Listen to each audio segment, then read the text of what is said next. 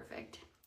And then also the timing, because I'm going to Hawaii next month, and hopefully I should be completely, like, well, not completely, but mostly recovered from the procedure.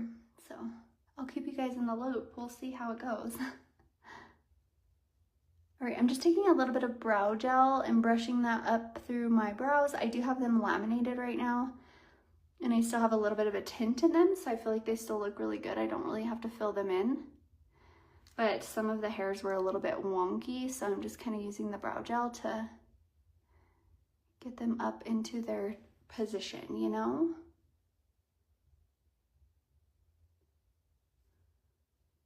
Okay. Very nice, I like. All right, y'all are quiet. I feel like I'm recording this to edit it. All right, so then the next thing I did do while I was in Florida was I would go in with just a skosh, like the tiniest, littlest, bittiest bit of powder.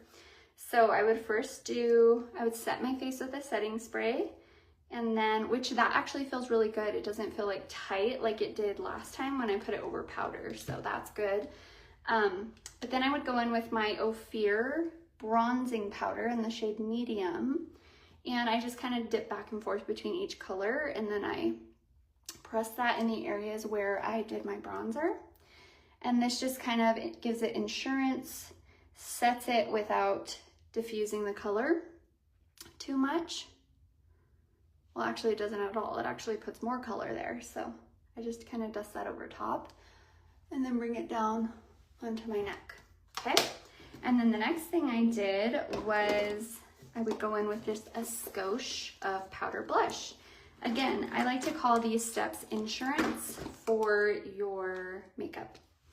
So you could still just like leave your cream alone, but if you want like extra insurance and you also want more pigment, I would go in with a powder over top, like a powder blush and a powder bronzer. So now I'm using this palette right here. It is from Tarte. It's called the Glow Squad Volume 2. And it has blushes, it has bronzers, and it has highlighters in there. And I like this blush. It's absolutely beautiful. It has like a really gorgeous glowy reflect on it. And then I just tap that over where I have my blush. Then I just kind of mix back and forth between these two and then hit the high points of my face for extra glow. Just like that. And then my Cupid's bow. Okay.